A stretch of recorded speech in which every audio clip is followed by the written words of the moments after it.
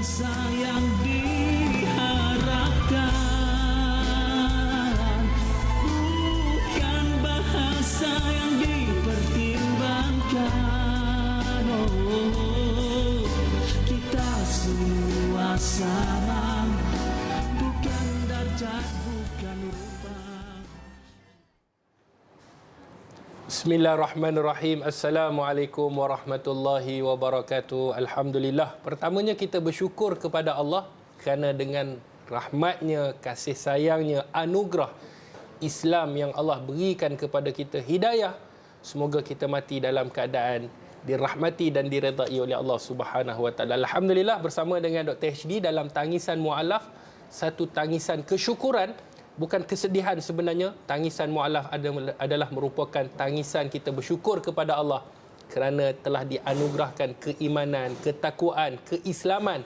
Itulah yang kita mahukan. Semoga semua kita mati dalam keadaan kita melafazkan kalimah la ilaha illallah, tiada Tuhan yang disembah melainkan Allah. Alhamdulillah, kita hari ini ada tetamu, seorang tetamu mu'alaf yang baru yang akan berkongsikan dengan kita mengenai inspirasi, mengenai apa cabaran, bagaimana dia boleh memeluk agama Allah Subhanahu Wa Taala untuk jadikan kepada kita ini semua panduan ataupun pegangan supaya kita sentiasa istiqamah dalam Islam.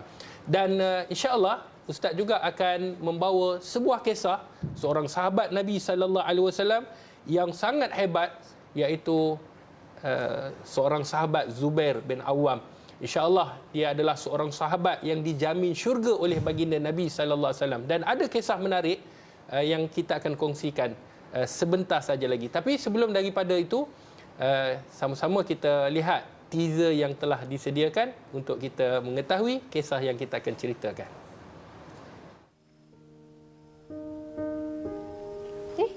Boy? Oh, dari mana ni? Laila, saya baru berpisah dengan suami lah. Lah, ya ke? Awak nak balik rumah dengan saya? Tak susahkan awak ke? Tak apa, saya duduk seorang je. Jomlah. Jom.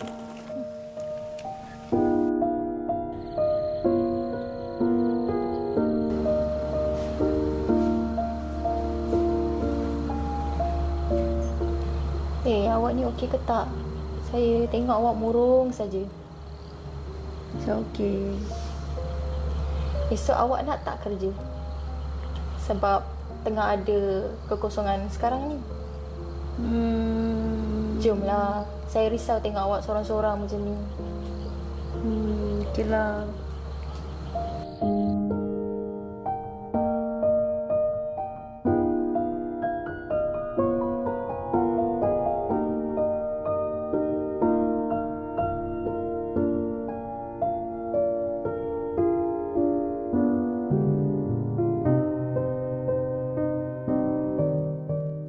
Laila, saya tengok awak solat rasa macam tenang je. Ya ke?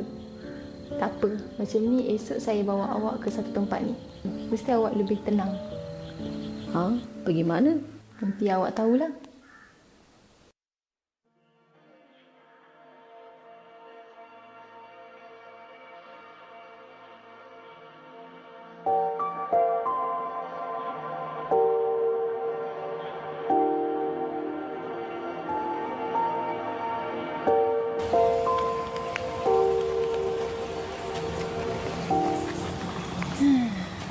Macam mana? Betul lah awak cakap, memang rasa tenang je. Laila, saya rasa macam nak masuk Islam lah. Macam mana? Alhamdulillah. Kalau awak serius, saya boleh bawa awak ke pejabat agama. Ya, saya serius. Kalau macam tu, saya akan bawa awak lah. Masya Allah. Sebenarnya ketenangan itu kita tidak boleh menghasilkan ketenangan, melainkan ia datang daripada Allah Subhanahu Wa Taala. Di dalam firman Allah Subhanahu Wa Taala, Allah menyebut di dalam surah Al-Fath ayat yang keempat, huwallazi anzala as-sakinah fi qulubil mu'minin. Dialah, iaitu Allah yang menurunkan sakinah, ketenangan, kebahagiaan di dalam hati orang mukmin. Alhamdulillah, kita dapat seorang lagi tetamu mualaf kita iaitu saudara baru kita, semoga Allah merahmati dan meredai, iaitu kita perkenalkan Puan Nur Aisyah Yap Sio Ching. Assalamualaikum. Waalaikumsalam Ustaz. Terima kasih kerana sudi bersama dengan kami untuk berkongsi kisah pengalaman kehidupan apabila memeluk agama Allah. Jadi boleh Puan Aisyah perkenalkan diri serba sedikit? Assalamualaikum semua. Nama saya Nur Aisyah Yap Sio Ching, berasal daripada Ampang, Selangor. Bangsa Cina, ada adik-beradik 3 orang. Saya seorang masuk Islam je. Baik, tadi kalau kita tengok daripada kisah kehidupan, kan, Puan Aisyah, kita nampak gambaran bagaimana ada seorang kawan yang mengajak, kemudian bawa pergi rumah, kemudian pergi ke masjid. Waktu tu sebenarnya apa perasaan ketika itu? Perasaan bila sampai ke masjid, bila tengok masjid dan masuk ke dalam masjid itu, kita tahu itu tempat ibadah orang Islam. Apa rasa perasaan itu waktu tu? Apa perasaan? Perasaan tu rasa tenang, dengan rasa aman, dengan rasa dekat dunia lain. Allah, waktu masuk dalam Ya. masjid. Boleh tak Puan Aisyah kongsikan sebenarnya bagaimana boleh menerima hidayah Allah untuk masuk ke dalam agama Islam? Okay, dia cerita macam ni. Saya kawan-kawan saya kebanyakan Melayu. Okay. So daripada sekolah, daripada kerja pun sama kawan Melayu. Banyaklah. So dia berlaku daripada I kerja satu company kan. I punya kawan Melayu. Ada satu hari dia ajak saya pergi masjid solat. Saya masa tu I dengan fikir. Dia fikir saya ni orang Islam ke? Sebab I pun tanya dia, betul ke saya boleh ikut awak pergi masjid solat? Dia kata, boleh, cuma you kena tutup aurat. So masa tu dia pinjam saya selendang satu. So saya pun ikut dia. Saya ikut dia, saya pakai selendang. Sebelum saya langkah masuk masjid kan, saya rasa saya dengan macam banyak masalah. Bila ada Masalah peribadi? ya betul, okay. Masalah pribadi. Bila ada langkah masuk masjid kan, saya rasa macam dekat dalam tu rasa tenang, rasa dengan aman, rasa dengan dekat dunia lain macam tu. Tak pernah rasa punya.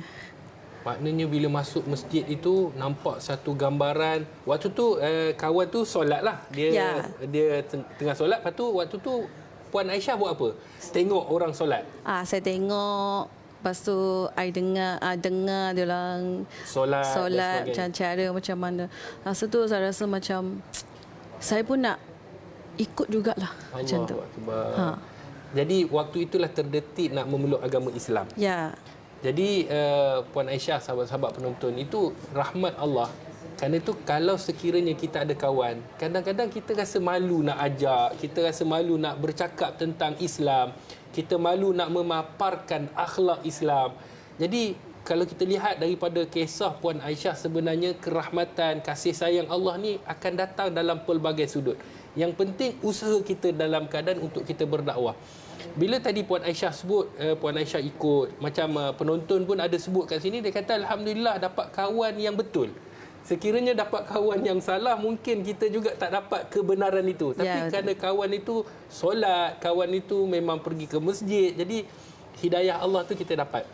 Boleh tak kongsikan perbezaan selepas masuk Islam dan sebelum masuk Islam? Ada tak perbezaan daripada perasaan, daripada diri? Boleh Puan Aisyah sebutkan? Boleh. Sebelum saya memeluk Islam, saya seorang jenis mudah marah dengan jenis tak sabar. Bila saya dah memeluk Islam, saya mudah marah tu dah hilang dengan banyak bersabar. Dan bila saya suami saya kata bila saya marah, so banyakkan istighfar. Allah Akbar. Jadi sekarang ni dah berubah lah. Kalau dulu Masya Allah kan marah, jadi kita bila kita rasa nak marah, kita istighfar. Betul kata suami puan tu. Jadi sebab tu perbezaan bila kita dah masuk Islam ni, kita rasa tenang. Sebab Betul. Islam mengajarkan kepada kita perkara-perkara yang dia tak jauh daripada realiti kehidupan. Sebab Islam itu sendiri kehidupan. Jadi kita boleh amalkan dengan senang dan tenang. Kita nak sampai sebelum kita nak cerita kisah sahabat Nabi SAW, boleh tak penonton kami semua nak tahu apa risiko ataupun dia punya, yalah, bila orang masuk Islam ni mesti ada halangan, cabaran. Boleh Puan Aisyah kongsikan cabaran yang Puan Aisyah hadapi ketika mana masuk dalam Islam? Boleh Ustaz. Yang pertama, family saya tak boleh terima. Orang pertama tak boleh terima tu mak saya. So ayah saya boleh terima. So saya hari-hari pun fikir, saya macam mana nak terpukar hati mak saya terima saya memeluk Islam. So ada sekali ayah saya dia naik motor. So ayah saya naik motor tu, dia ada sekali dia motor dia rosak dekat tepi jalan. So bukan sekali, banyak kali. So setiap kali pun tolong ayah saya tu orang Melayu. So Orang Melayu tolong ayah? ya, orang Melayu tolong ayah saya beli minyak, settlekan masalah motor. Okey, ayah saya balik mesti cerita. So banyak kali berlaku lah. So bila ayah saya balik cerita depan mak saya, so depan saya, so mak saya pun tengah dengar ayah saya cerita kan, kata setiap kali tolong pun orang Melayu tolong macam tu. So alhamdulillah mak saya boleh terima dengar ayah bercerita kan. So sejak masa tu mak saya boleh terima saya masuk Islam. Oh, sejak daripada kisah ayah menceritakan kebaikan. Ya. Waktu itulah mak menerima. Maaf, kami nak tanya, kami nak tahu. Ayah dengan mak masih ada lagi? Okey, ayah saya dah 2019, ayah saya sudah meninggal. So mak saya ada lagi. Ayah meninggal dalam COVID, masa COVID. Oh, masa COVID. Ayah dengan mak dah masuk Islam ke ataupun belum? Belum. Mak ayah saya masa agama Buddha lagi. Allahu Akbar. Saya seorang je masuk Islam. Allah. Adik-beradik Puan Aisyah ada? Ada adik lelaki 2 orang. Ada lelaki 2 orang. Puan Aisyah yang ni lah. Sulung. Sulung. Sebab tu kita doakan, sama-sama kita doakan semoga keluarga Puan Aisyah juga menerima hidayah Allah dengan akhlak, dengan budi pekerti. Kerana Puan Aisyah, Islam tidak menghalang untuk kita berbuat baik kepada semua manusia. Sebab Allah menjaminkan, memberikan kepada kita ini sifat ihsan. Innallaha kataba al-ihsan ala kulli syai'. Sesungguhnya Allah menulis kebaikan, ihsan ini kepada semua benda.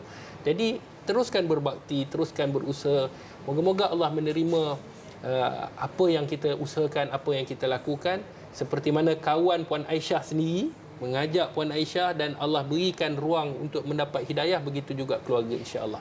Sahabat-sahabat penonton yang dirahmati oleh Allah, Ustaz nak kongsikan sebuah kisah sahabat baginda Nabi SAW yang di antara yang terawal masuk ke dalam Islam, yang disebutkan oleh para alim ulama kemungkinan nombor 4 ataupun nombor 5 yang masuk Islam, yang terawal.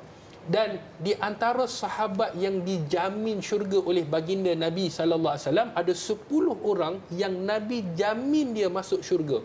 Nabi sebut nama satu persatu antaranya, iaitu sahabat yang kita akan bicara, Az-Zubair bin Al-Awwam. Zubair bin Al-Awwam ini merupakan sepupu Nabi SAW, iaitu tidak jauh daripada Nabi SAW. Maknanya keluarga baginda Nabi SAW juga. Dan Zubair ini, ketika mana kisahnya, dia apabila diketahui keislaman Zubair, maka pada waktu itu mereka menyeksa Zubair, membakar di atas tikar, diletakkan Zubair di tikar, kemudian dibakarnya dan mengatakan kepada Zubair supaya keluar daripada Islam. Ugutan demi ugutan. Inilah yang diterima kebiasaannya apabila seseorang masuk ke dalam agama Allah Subhanahu Wa Taala. Cuma kehebatan Zubair tetap kekal istiqamah.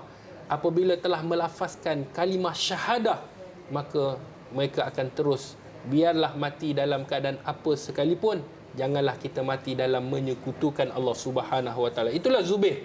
Dan ada sebuah hadis Nabi sallallahu alaihi wasallam, dalam hadis yang dikeluarkan oleh Imam Al-Bukhari, kerana kehebatan Zubair ini disebutkan bahawa Nabi sallallahu alaihi wasallam menyebut, sesungguhnya bagi setiap nabi ini ada pembantu, dan pembantu aku adalah Zubair. Maknanya orang yang hampir, orang yang dekat, orang yang sentiasa bersama dengan baginda Nabi sallallahu alaihi wasallam, Zubair.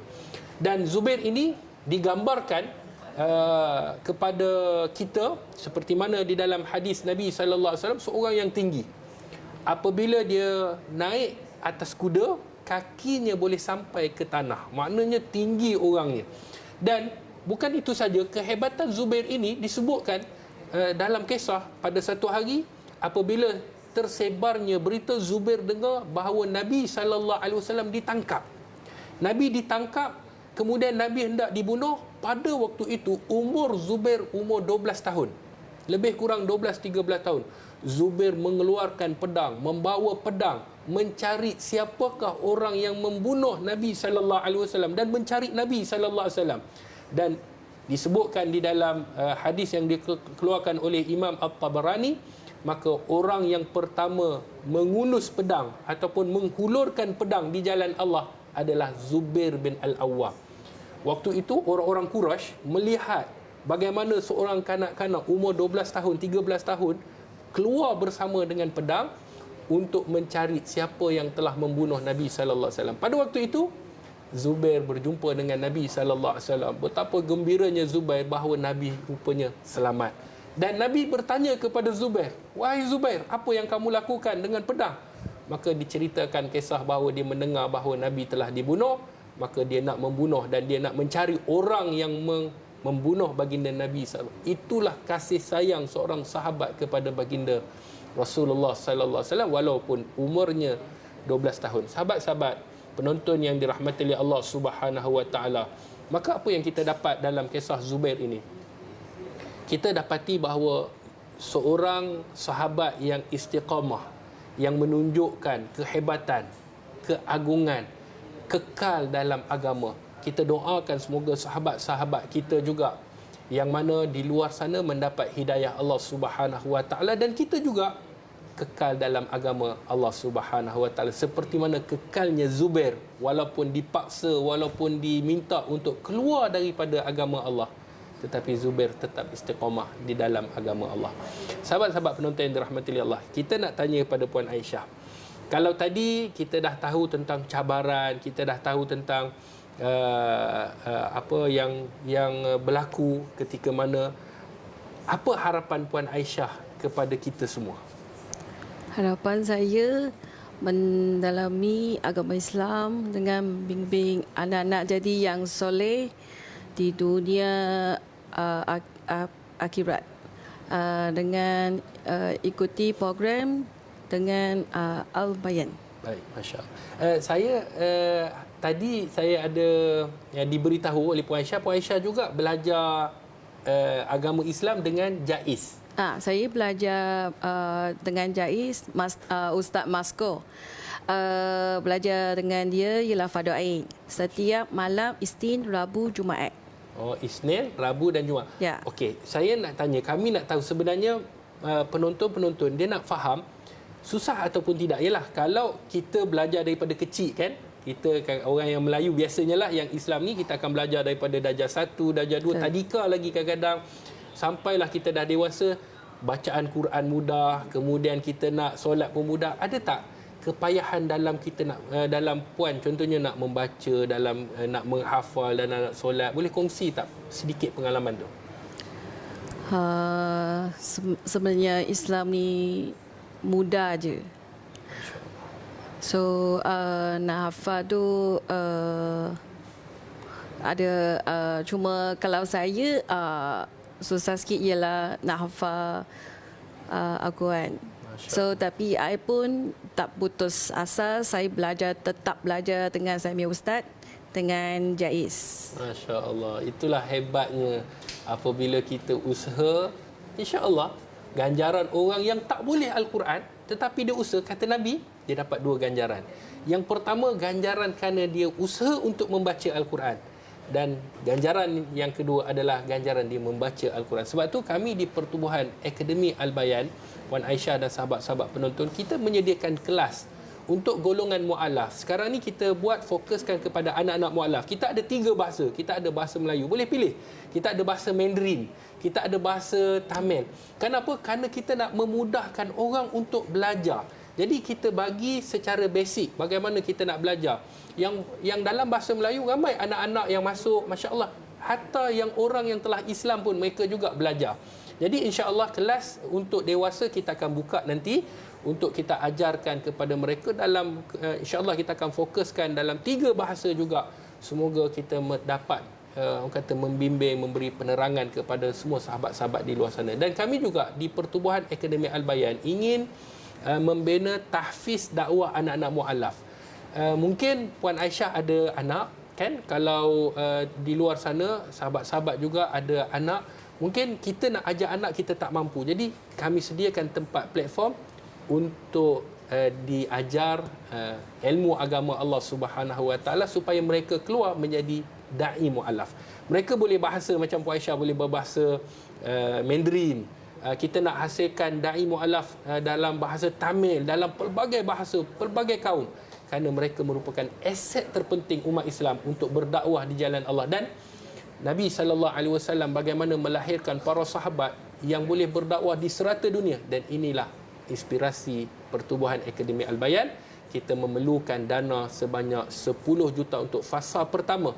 Jadi ayo sama-sama kita sumbangkan ke tabung pembangunan Akademi Al-Bayan yang sekarang ini kutipan ada 4 juta dan kita memerlukan 6 juta.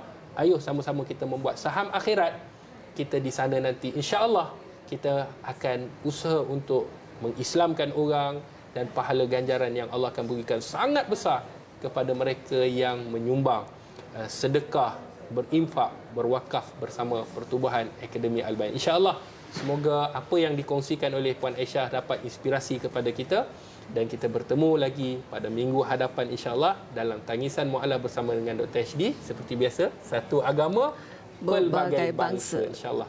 Berjumpa lagi. Assalamualaikum warahmatullahi wabarakatuh. Akademi Al-Bayan membawa impian besar untuk melahirkan golongan pendakwah yang berupaya menyebarkan syiar Islam dengan menggunakan bahasa yang difahami oleh bangsa mereka sendiri, sekaligus menjadikan mereka ini sebagai aset terpenting umat Islam. Ayo, sama-sama kita santuni mu'alaf agar mereka mengenal Islam